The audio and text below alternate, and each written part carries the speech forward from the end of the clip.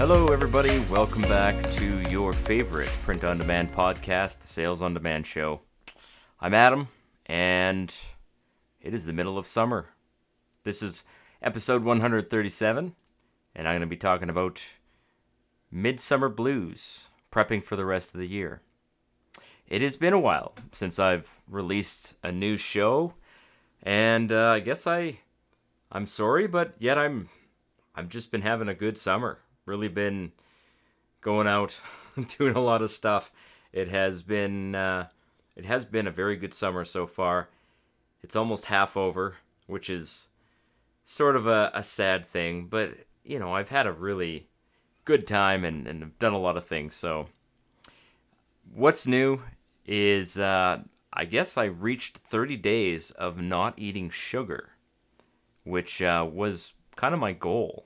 I stopped eating sugar pretty much like 32 days ago. And when I say stopped eating sugar, I mean I stopped eating a lot of refined sugar. I really cut back on sugar. Just significantly cut back on sugar. So much less sugar than I used to eat. And I didn't really eat that much sugar anyway, but I really cut back on even that much. So no more milkshakes, like, you know, had ice cream for the first time a few days ago, and I lost 12 pounds, which kind of remarkable. I mean, I wasn't really overweight, but I mean, being down 12 pounds makes me feel pretty good. So I think I'm just going to continue doing this for as long as I can, or maybe forever. I mean, I don't see any reason to quit. I mean, it's not like I'm not eating sugar at all. You know, I will eat, fruit, obviously, but I just focus on not eating very much. Now, I was doing this intermittent fasting before, and that really wasn't working that well because I was still, like, intermittent fasting is where you don't eat for 16 hours or whatever, and then you put all your eating time into 8 hours. So I would just not eat breakfast in the morning, and I was hungry. But I kind of got used to that. But then, of course, you know, when you start eating at lunchtime, you just eat everything in the house. So I was still eating the same amount of calories. It's just I was eating them in a shorter period of time. So I don't know if that was really working that well. I don't think so. This seems to be working really well, though. The weight loss sort of trickles down a bit, you know, the closer you get to your sort of ideal weight. So you can't expect to just lose the same amount of weight all the time, but my goal was to just lose a bit of fat so that I could run better, and I've kind of got there. Speaking of running, I just ran my longest run ever yesterday, 14 kilometers. I'm training for a half marathon, which I signed up for, not knowing whether I would be physically capable of doing it, but I decided that having the goal is the motivation I need to keep training and pushing myself. So yeah, it's been great. 14 kilometers. It was relatively hot out too. Not super duper hot. I mean, it is Canada hot, not, you know, Florida hot. So it wasn't 100 degrees. It was more like maybe 85, maybe 80 degrees. But it was hot for running. So it is challenging to run in the heat. I drank an entire liter and a half of water, pint and a half of water. So yeah, I'm going to be running a half marathon in October. Looking forward to that. And other than that, I've just been camping, just doing a lot of camping. I went camping with my family, and then I went to camp, and then I went camping again. But pretty much all the camping is kind of done now, and it's just back to work. Maybe at a little bit of a lower pace than normal, but I don't have anything big planned in August at all. It's basically just enjoying the sun, working out, running, and work. Oh, and then I had to do my taxes the other day too, which I hate. I hate taxes so much. Not even just paying them, but calculating all of the numbers for them. I just hate doing that so much. So, why am I talking about Christmas in the middle of July? Well, if you're brand new to this kind of selling and business cycle thing, retail is a very cyclical thing. Print on demand is retail, so we prep for the busy times during the quiet times, and we experience, really vast swings in the number of sales that we get depending on the time of year. And of course, Christmas is our peak season. There are other seasons that are really good for sales, like Mother's Day, Father's Day, graduation. Actually, graduation was pretty good this year. And just other things that occur. Valentine's Day is usually pretty good. But Christmas is the peak season. I mean, everybody is buying gifts for Christmas. And I don't expect this year to be any worse than any other Christmas. My last episode, I was talking about what I predicted for the coming sort of recession. The government is still pretending that it's not a recession. And honestly, there is high inflation, but there is pretty good employment. So it's not like people are necessarily out of work. It's not that kind of recession. We did experience a kind of recession in 2020 when the pandemic kind of hit. But that was an artificial recession, thanks to the government literally telling you that you weren't allowed to work, which is basically a violation of human rights and just ridiculous. So this recession is the result of the inflation and the massive amount of money that has entered the economy. So now interest rates have to go up, which pretty much causes a slowdown in economic growth, which is because our entire economy is based on low interest rates and debt, which is, don't get me started about that. That's another problem. But anyway, that's kind of how it works. And this year I think Christmas is going to be good this year. It's not going to be the best Christmas ever, but I think it's going to be pretty good, which is exactly what you want. You don't necessarily want Christmas to be crazy. You want it to be good. You want it to be steady. You want it to have good sales. You want it to be just normal. We just want a normal Christmas. Can we have a normal Christmas? So we're prepping for that Christmas season, and it's quiet right now. Like, there's not a lot of sales activity going on. People still buy things. There's always sales happening, but Christmas is that season that we got to prep for and we got to prepare for. So my strategy this year is that I want to really dominate on Amazon. I am also planning to do well on Etsy, but Amazon is really where my strategy is focused around.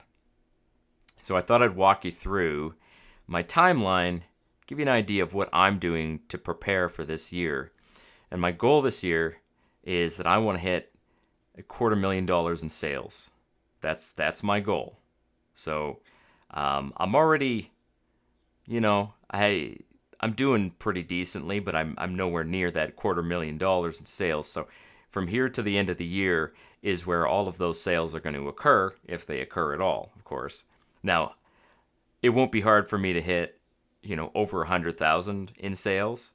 That's not difficult to do. But doubling that and then another 50%, that's going to be the magic. We're going to see if I can make that magic happen. And I do have a strategy for that. We got some really proven strategies that I just have to implement them, and I got to start right now, because if you don't start in the middle of summer, you just can't start doing this in September, October. It just doesn't work like that. You got to already be doing this, in the summertime, and then you coast on that momentum through the next few months, because the time flies. So here we go. Here's the timeline for the next few months is August. The next following month, it's basically July the 27th, I think, 27th or 28th. And so August is a few days around the corner. And this is where you got to be pushing those designs out to your stores. You got to be launching, you got to be researching, you got to be just creating as many designs and products as you possibly can. Now, you're not going to stop doing this in September, but you've really got to do a hard push in August. So whatever your normal amount of launching and creating and designing is, double that or triple it. And this is a pretty good month that you could potentially hire somebody to assist you. So my strategy is actually I'm going to be hiring a family member to assist me with this. I'm going to train them how to do it. I'm going to pay them for it, and they're going to have some extra money and some extra work pushing these designs out to the stores. I've already got the designs pretty much ready to go. They just have to be put onto products and pushed out to stores and then, optimized. It takes time, it takes work, and I hate doing it. It's not my favorite part of the whole process. I don't enjoy it. I don't enjoy it at all. So, I'm going to be hiring someone else to do it. And that way my mind is clear and I've got stuff happening and I don't have to be the one doing it. I'm also going to begin doing some advertising for my FBA products, or I'm going to be planning for FBA product advertising. Now, I have a lot of winning products that I've sent for Amazon FBA, that is fulfillment by Amazon. And of course, if you've been listening to this podcast, you know that Amazon FBA is the way to make giant stacks of cash during the last 3 months of the year. It sells so well, and especially, the weeks before Christmas where everybody is desperate for a gift and they go straight to Amazon and they start hunting for that perfect, or if it's not a perfect gift, it's a gift that they are able to get in time for the person that they care about. So I'm going to begin finding those great listings and picking which ones I'm going to scale. And scaling for me is going to be a combination of advertising and sending in as much stock as possible. So I'll begin doing my advertising with the plan for sending them for FBA in August. And probably my major focus this year is going to be the jewelry products. So Gear Bubble has really nice looking jewelry products. They are just absolutely amazing. So I'm going to be pushing those out, and I'm going to be starting the ads for those to see which ones are going to be the ones that I scale up and send in lots of stock to try and sell them for Christmas. So that's August.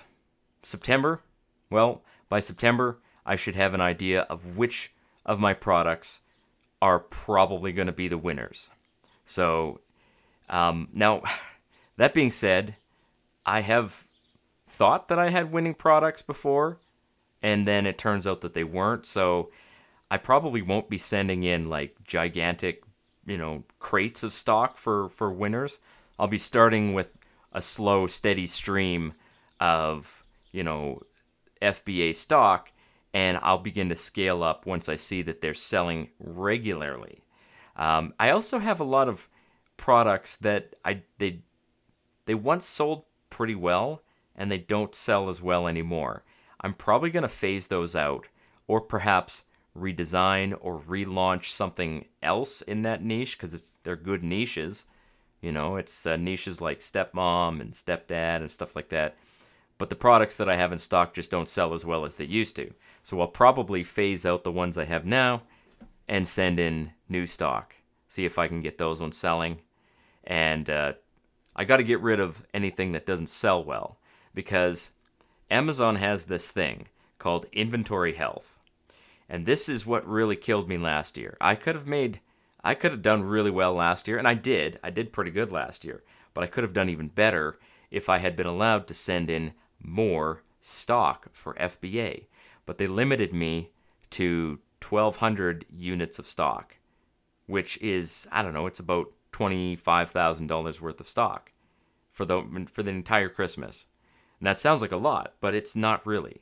I want to do like 5 times that much this year. So my focus this year is going to be bringing my inventory health up to a really high level so that I can send in lots of stock.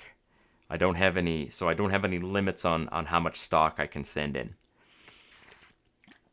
So I'll be pulling out any products that are not selling well. I've been doing that all summer long. I've been just basically looking at anything that I know is not going to sell and just been pulling it and just having it disposed of, right? And it sucks. I hate throwing things out, but it's part of the cost of doing business. Is if inventory isn't moving, you get rid of it. You don't sit there and try to make hay out of manure. You throw it out, put it in the field, and start over again. So that is going to be an important part of my strategy this year, because I cannot afford to have a limit on how much stock I can send again. I just not a good thing. So that's September, and then of course the entire time here I'm be optimizing listings and continuing to add more listings. So that's going to be what I train somebody to do on the side. So I'm planning to have somebody trained up to do that, optimize my listings for me, add in extra mock-ups, optimizing titles, descriptions, all that fun stuff. Not all of my listings, but the ones that I know are the best, the winners. October is go time. Like, I need to have winners in my hand, right? This is not the time to be really focusing on testing new products, although you can test products still. Maybe testing out some customized designs or something like that. But this is the last point to send in Amazon FBA stock. Like, for some of my suppliers, at least I know one supplier for sure, Custom Happy, their deadline is the middle of October, maybe even sooner than that. So that doesn't give me a lot of time to send in new stock, right? So you have to send in enough stock to last for October, November, and December, and then hopefully a little bit beyond that, because you don't want to run out of stock. You want to have enough stock left over at the end of the year that you continue selling in January, because sales don't stop, they just slow down, right? We're not selling everything. We're trying to sell almost everything, and then just before we run out of stock, send in some more. So that's October, and of course, then we focus hard on scaling up with advertising. So Amazon ads, I'm going to be focusing really hard on scaling up. And that means I've got to be constantly sending in a stream of new products, testing new keywords for that same product, and I need to have those winners already picked out by the time I get there.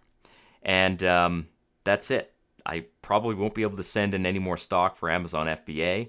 Maybe one last stock push in November, but only for jewelry. I suspect that by November 1st, everything that's FBA related, it's going to be done. You won't be able to send in any more stock. But now it's scaling, and it's now pushing prices slowly up. So once you have the products that are winners, right? Once you've done the hard work of finding those winning products, the products that are going to really resonate with your customers, then you start really scaling those up now. So you start raising your prices slowly. You start, maybe $1 a day, maybe 50 cents a day. And you keep on adding more keywords, pushing the ads really hard, maybe even adding some video ads or something like that, which will be a challenge since I don't really know how to create video ads, but I will figure that out when I get there. So that's it. That's the final moment. And then December, you're cashing in the chips. You try to sell everything you can. The goal isn't necessarily to sell out, although I always have products that sell out in December. It's not necessarily good to sell out. It means that you didn't plan well enough if you sell out. So my goal this year is actually not to sell out. My goal is to sell 90%. 90% is pretty good. And to have my prices basically doubled, or at least my profit margins basically doubled. So December is a great month. I really love it. It's a lot of fun. It's usually not that much work in December, although you get a lot of customer messages and stuff like that. Oh, this product is broken. It's, I got the wrong product. It happens, right? The warehouses, because it's so busy in November and December, every print-on-demand warehouse goes out and hires like 3 times as many people to come and work in the warehouse to try to, fill orders. This is the season where they make the most money, so they need to get those products out the door. So the problem is with that is people who haven't been working in a warehouse, they make mistakes. So you get people who will show up high or drunk or something like that. I mean, they can't afford to be picky when they're hiring people, so they just hire as many as they can, and some of them get weeded out, and that's where the mistakes happen, right? So you're going to get a lot of customer messages in December, mistakes, problems, errors, whatever. You deal with that, and you basically keep up the momentum, keep things going, and make that money. So that's the timeline from now till Christmas. And it seems like it's a lot of time, but it's not. It's really about 5 months. August, September, October, November, December. It's about 5 months. And you really can't even count December because that's when all of the stuff happens. You can't do much in December. I mean, you can keep launching listings all through these next 5 months, but realistically, the ones that you launch now are the ones that are going to matter. They're going to matter the most. But don't stop launching those listings. You got to have a slow, steady trickle of listings going into your stores. Etsy really loves that. Amazon loves that too. Doing a little bit every single day is really the strategy that is the best one here. So that's it. That's my timeline for this year. And now that I've pretty much done all my vacation, I'll be available more for doing, podcasting, and I'll be able to push out an episode every week, barring some kind of weird thing that happens. It does happen. Life happens. So, but thank you guys for listening. Really appreciate your patronage for this free content that you didn't pay for. I'm kidding. I do it for love. I do it all in the name of love. But seriously, though, if you appreciate the content, go and leave me a review or something like that. That would really help. If it's on YouTube, you can like and subscribe to the YouTube channel. I believe on Spotify and Apple iTunes, you can leave a review. And that really helps push the podcast up in the algorithm. Yeah, you can find this podcast at salesondemandshow.com. And we'll see you guys next week. Adios.